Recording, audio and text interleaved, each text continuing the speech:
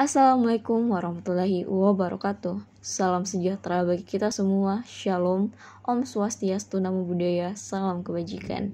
Baiklah, perkenalkan nama saya Dian Astuti Putri selaku moderator yang akan memandu jalannya presentasi pada kesempatan kali ini. Adapun pemateri yang akan melakukan presentasi adalah kelompok 4 dengan judul Stratifikasi Sosial dan Mobilitas Sosial. Sebelum memulai diskusi dan presentasi, berikut saya perkenalkan nama anggota dari kelompok 4. Yang pertama ada saya sendiri, Dian Astuti Putri, kemudian Ivan Rifat Ramadan, dan yang terakhir ada Friska Aini Febrianti. Adapun topik pembahasan pada kali ini yakni mengenai stratifikasi sosial dengan poin-poin, definisi, unsur, sifat-sifat, dasar-dasar, metode, bentuk, dampak, dan isu serta solusi. Kemudian, mobilitas sosial mengenai definisi, jenis, proses, dampak, dan isu, serta solusi. Setiap masyarakat senantiasa mempunyai penghargaan tertentu terhadap hal-hal tertentu dalam masyarakat yang bersangkutan. Penghargaan yang tinggi terhadap hal tertentu akan mendapatkan hal tersebut pada kedudukan yang lebih tinggi dari hal lainnya. Misalnya, jika masyarakat menghargai kekayaan material daripada kehormatan mereka, maka yang memiliki kekayaan tinggi akan menempati kedudukan yang tinggi dibandingkan pihak-pihak lainnya. Gejala tersebut akan menampilkan lapisan masyarakat yang merupakan pembedaan posisi seseorang atau suatu kelompok dalam suatu kedudukan. Sistem lapisan dalam masyarakat dalam sosiologi dikenal dengan sebutan stratifikasi sosial. Ini merupakan pembedaan masyarakat ke dalam kelas-kelas secara bertingkat. Kelas sosial tersebut dibagi ke dalam 3 kelas, yaitu kelas atas, kelas menengah, dan kelas bawah.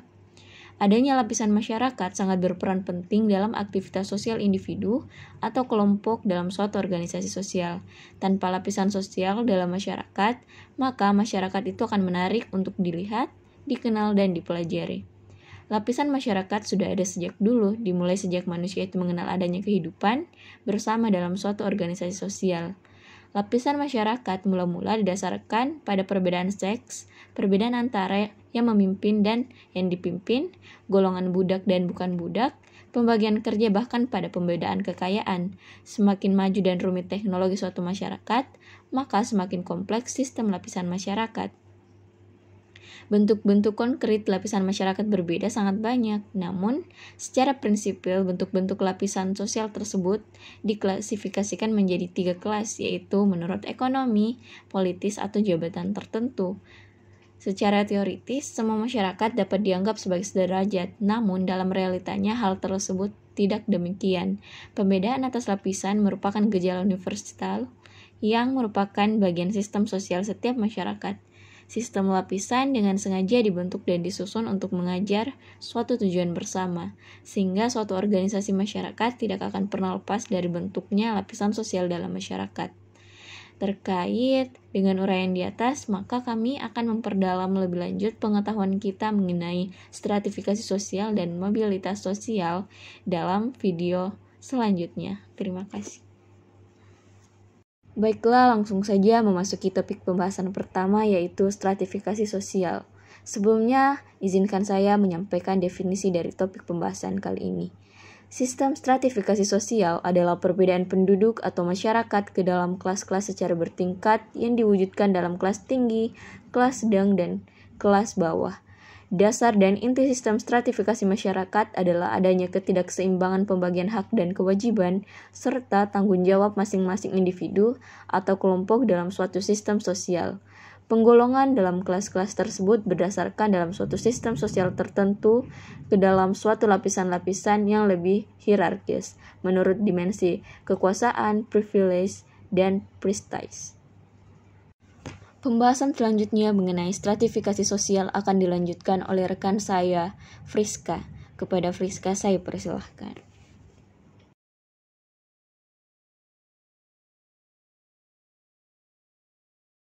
Unsur-unsur stratifikasi sosial. Dalam sistem stratifikasi sosial dapat dianalisis dalam ruang lingkup unsur-unsur sebagai berikut. Pertama, distribusi hak-hak istimewa yang objektif, misalnya kekayaan. Yang kedua, sistem yang diciptakan oleh masyarakat, yaitu sebuah wibawa, prestige, dan penghargaan. Ketiga, kriteria sistem pertentangan baik yang terjadi pada individu maupun kelompok. Yang keempat, lambang-lambang kehidupan seperti tingkah laku hidup dan cara berpakaian. Dan yang kelima, solidaritas di antara individu maupun kelompok yang terjadi dari interaksi, kesadaran akan kedudukan masing-masing individu maupun kelompok, dan aktivitas. Sifat-sifat stratifikasi sosial. Yang pertama, yang bersifat tertutup. Stratifikasi dengan sifat yang tertutup membatasi seseorang untuk berpindah dari satu lapisan ke lapisan yang lain, baik pindah ke atas maupun ke bawah. Satu-satunya jalan untuk menduduki lapisan tersebut hanya melalui kelahiran. Contohnya pada masyarakat yang menganut sistem kasta, masyarakat feodal, dan masyarakat yang menggunakan ciri-ciri fisik sebagai ukuran lapisan seorang individu. Yang kedua, yang bersifat terbuka. Dalam sistem pelapisan yang bersifat terbuka, setiap anggota masyarakat memiliki kesempatan untuk menduduki lapisan yang paling atas. Dalam lapisan yang demikian, setiap individu termotivasi untuk mencapai keinginannya sesuai dengan kemampuan dirinya. Dengan demikian, kompetisi akan terjadi dan pembangunan lebih cepat berjalan. Ketiga, yang bersifat campuran. Dalam sistem yang bersifat campuran, akan kita jumpai dalam masyarakat bahwa untuk hal-hal tertentu menggunakan sistem tertutup, sementara pada hal yang lain menggunakan sistem terbuka. Contoh sederhana adalah masyarakat Bali yang masih menganut sistem kasta dalam kehidupan sosial budayanya. Namun dalam bidang ekonomi siapa saja boleh berkompetisi. Artinya di sini terjadi keterbukaan dalam bidang ekonomi tanpa memandang seseorang berasal dari kasta apa. Metode menentukan stratifikasi sosial. Pertama, metode objektif. Pada metode ini, stratifikasi ditentukan berdasarkan kriteria objektif, antara lain jumlah pendapatan, lama atau tingginya pendidikan, dan jenis pekerjaan. Yang kedua, metode subjektif. Golongan sosial anggota masyarakat menilai dirinya dalam hierarki kedudukan dalam masyarakat itu. Ketiga, metode reputasi. Golongan sosial dirumuskan menurut bagaimana anggota masyarakat menempatkan masing-masing dalam stratifikasi masyarakat itu. Dasar-dasar stratifikasi dalam masyarakat. Yang pertama, ukuran kekayaan. Kekayaan, materi atau kebendaan dapat dijadikan ukuran penempatan anggota masyarakat ke dalam lapisan-lapisan sosial yang ada. Barang siapa memiliki kekayaan paling banyak, maka dia akan termasuk lapisan teratas dalam sistem pelapisan sosial. Demikian pula sebaliknya. Barang siapa tidak mempunyai kekayaan akan digolongkan ke dalam lapisan rendah. Kekayaan tersebut dapat dilihat antara lain pada bentuk tempat tinggal, benda-benda tersier yang dimilikinya, cara berpakaiannya, maupun kebiasaannya dalam berbelanja. Yang kedua, ukuran kekuasaan dan wewenang. Seseorang yang mempunyai kekuasaan atau wewenang paling besar akan menempati lapisan teratas dalam sistem pelapisan sosial dalam masyarakat yang bersangkutan. Ukuran kekuasaan sering tidak lepas dari ukuran kekayaan, sebab orang yang kaya dalam masyarakat biasanya dapat menguasai orang-orang lain yang tidak kaya, atau sebaliknya, kekuasaan dan wewenang dapat mendatangkan kekayaan. Yang ketiga, ukuran kehormatan. Ukuran kehormatan dapat terlepas dari ukuran-ukuran kekayaan atau kekuasaan. Orang-orang yang disegani atau dihormati akan menempati lapisan atas dari sistem pelapisan sosial masyarakatnya. Ukuran kehormatan ini sangat terasa pada masyarakat tradisional. Biasanya mereka sangat menghormati orang-orang yang banyak jasanya kepada masyarakat, pada orang tua ataupun orang-orang yang berperilaku dan berbudi luhur. Yang keempat, ukuran ilmu pengetahuan atau pendidikan. Ilmu pengetahuan sebagai ukuran dipakai oleh masyarakat yang menghargai ilmu pengetahuan, tetapi kadang-kadang ukuran tersebut menyebabkan terjadinya hal-hal yang negatif, karena ternyata yang dijadikan ukuran bukan ilmu pengetahuannya, melainkan gelar kesarjanaannya. Dampaknya adalah segala macam cara akan ditempuh untuk mengejar gelar tersebut, walau dengan cara-cara yang tidak benar. Bentuk-bentuk stratifikasi sosial. Yang pertama, sistem kasta. Kasta adalah suatu kategori di mana para anggotanya ditunjuk dan ditetapkan pada status yang permanen dalam hierarki sosial yang diberikan, serta hubungan-hubungan dibatasi sesuai dengan statusnya. Sistem kasta adalah bentuk stratifikasi sosial yang memberikan garis secara jelas antara satu lapisan dengan lapisan yang lain, dan sifatnya sangat kaku. Dalam pelapisan dengan menggunakan sistem kasta, mutu pribadi sama sekali tidak diperhitungkan. Yang kedua, sistem kelas. Dalam stratifikasi dengan sistem kelas, lebih bersifat dinamis dan fleksibel. Kelas sosial bukanlah warisan dari keluarga, karena setiap individu dapat memperolehnya dengan suatu usaha yang benar-benar. Dalam sistem kelas, perubahan lapisan antara satu orang dengan orang lain sangat bervariasi dan bersifat terbuka. Pembagian kelas pada umumnya didasarkan pada kriteria ekonomi, sosial, maupun politik. Dampak stratifikasi sosial. Yang pertama, dampak positifnya. Dengan terdapatnya perbedaan kelas atau kasta, munculnya kemauan pada setiap individu yang ada di masyarakat untuk masing-masing bekerja keras agar dapat bersaing untuk berpindah kelas untuk mendapatkan kedudukan yang lebih tinggi dari sebelumnya. Yang kedua, dampak negatifnya. Timbulnya disintegrasi sosial akibat terjadi pertentangan antar individu di dalam masyarakat, seperti adanya perpecahan, kontroversi, konflik, dan persaingan.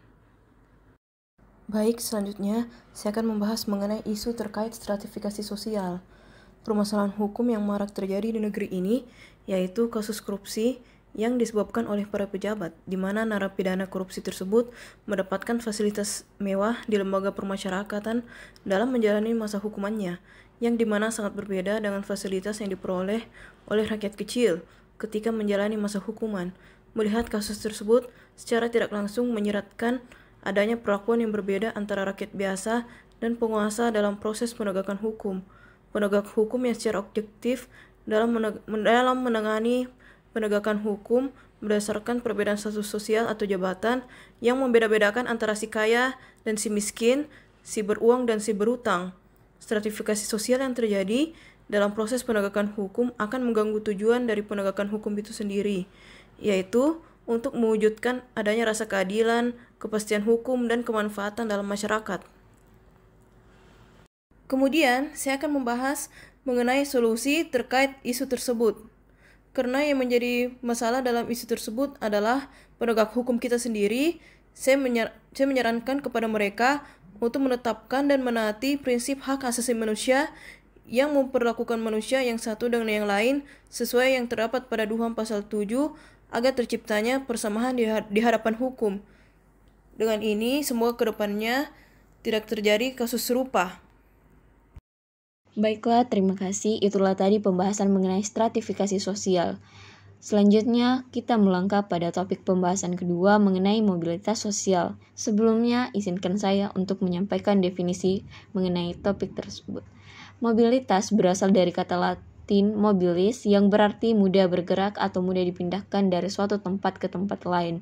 Adapun beberapa pendapat ahli mengenai mobilitas sosial, yaitu menurut Robert, mobilitas sosial merupakan perpindahan posisi dari satu lapisan ke lapisan yang lain atau dari satu dimensi ke dimensi yang lainnya.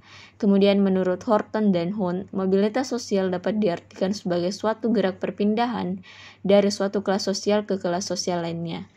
Dan yang terakhir menurut Kimball, Young, dan Rime, mobilitas sosial merupakan suatu gerak dalam struktur sosial, yaitu pola-pola tertentu yang mengatur organisasi suatu kelompok dalam sosial.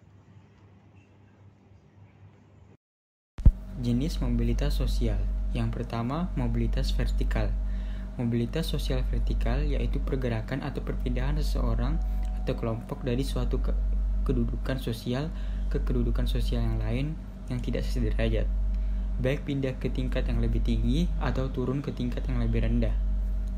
Mobilitas sosial vertikal terbagi menjadi dua, yaitu mobilitas vertikal naik atau social climbing, yaitu perpindahan dari suatu tingkatan ke tingkatan yang lebih tinggi, misalnya guru yang naik jabatan menjadi kepala sekolah. Kemudian yang kedua, mobilitas vertikal turun atau social sinking, yaitu perpindahan dari suatu tingkatan ke tingkatan yang lebih rendah, misalnya seorang karyawan yang kehilangan pekerjaannya akibat di PHK. Kemudian jenis mobilitas sosial yang kedua yaitu mobilitas intragenerasi. Mobilitas intragenerasi merupakan mobilitas vertikal dalam generasi itu sendiri. Dengan kata lain, Mobilitas intragenerasi terjadi di dalam diri seseorang. Dalam tipe mobilitas intergenerasi, terjadi pula mobilitas yang naik dan turun. Oleh karena itu, mobilitas tipe ini dapat terjadi dalam dua bentuk, yaitu sebagai berikut. Mobilitas intragenerasi naik, misalnya pangkat seseorang yang naik dari golongan 3A ke golongan 3B. Mobilitas intragenerasi turun, misalnya pangkat seseorang karyawan yang diturunkan karena melakukan kesalahan. Kemudian mobilitas antargenerasi. Mobilitas antargenerasi merupakan mobilitas vertikal yang tidak terjadi dalam diri individu, tetapi terjadi dalam dua generasi. Dalam tipe mobilitas antargenerasi terjadi pula mobilitas yang naik dan turun, sehingga mobilitas antargenerasi dapat terjadi dalam dua bentuk, yaitu sebagai berikut. Yang pertama, mobilitas antargenerasi naik, misalnya seseorang anak menjadi seorang dokter, sementara ayahnya dulu hanya seorang petani. Kemudian mobilitas antargenerasi turun, seorang anak menjadi karyawan biasa, sementara ayahnya dahulu ialah pengusaha yang memiliki banyak karyawan. Selanjutnya, proses mobilitas sosial. Yang pertama, kondisi ekonomi. Setiap orang menginginkan kehidupan yang lebih, apalagi di tengah kehidupan perekonomian saat ini yang banyak menghadirkan atau membawa masyarakat memiliki sifat konsumerisme. Memperoleh pekerjaan yang layak menjadi tujuan untuk mendapatkan upah yang lebih tinggi agar kebutuhan ekonomi dapat terpenuhi. Yang kedua, status sosial. Setiap orang menginginkan untuk mendapatkan tingkat pendidikan yang lebih baik. Namun hal ini tidak dia dapatkan karena fasilitas pendidikan di daerah tidak memadai. Dia berusaha mencari pendidikan ke tempat lain. Setelah menyelesaikan studinya, berbekal pendidikan yang dimilikinya, dia membangun daerahnya dan menjadi pemimpin di daerahnya sehingga dia dapat meningkatkan status sosialnya. Kemudian yang ketiga, keinginan untuk melihat daerah lain. Setiap daerah memiliki karakteristik yang berbeda-beda serta potensi pengembangan yang berbeda pula. Beberapa wilayah di kawasan wilayah Indonesia banyak menarik masyarakat lain untuk tinggal atau sekedar bertahan hidup. Kemudian yang keempat, kependudukan atau demografi. Faktor kependudukan berkaitan dengan jumlah dan komposisi penduduk dalam suatu wilayah. Pertambahan jumlah penduduk dalam suatu wilayah mengakibatkan berkurangnya lahan serta minimnya kesempatan kerja. Pada akhirnya, kondisi ini dapat menimbulkan kemiskinan pada anggota masyarakat yang tidak mendapatkan mata pencaharian sehingga terjadi mobilitas sosial. Yang kelima, kondisi keamanan. Kondisi keamanan dalam sebuah daerah atau lingkungan menjadi suatu faktor yang mendorong terjadinya mobilitas sosial pada masyarakat. Hal ini disebabkan masyarakat menginginkan suatu kehidupan yang aman atau kondusif sehingga mereka dapat beraktivitas secara wajar tanpa perlu merasa takut akan ada ancaman keamanan. Selanjutnya, dampak mobilitas sosial. Dampak positif yang pertama mendorong seseorang untuk lebih maju karena memberikan motivasi pada diri seseorang untuk lebih maju dalam berprestasi agar memperoleh status yang lebih tinggi.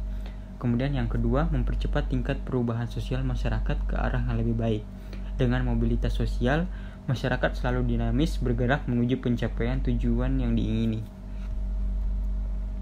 Selanjutnya, dampak negatif. Jika pada masyarakat terjadi mobilitas yang kurang harmonis, akan timbul benturan-benturan nilai dan kepentingan sehingga kemungkinan timbul konflik. Selanjutnya, isu terkait mobilitas sosial. Pandemi COVID-19 yang mendorong penerapan kebijakan PSBB, pembatasan sosial berskala besar di sejumlah daerah se-Indonesia berdampak kemerosotan ekonomi di semua lini warga. Banyak perusahaan tidak sanggup meneruskan produktivitas usaha hingga harus lakukan pemutusan hubungan kerja atau PHK. Data Kemenaker RI tercatat hingga 2,8 juta korban PHK di era pandemi COVID-19.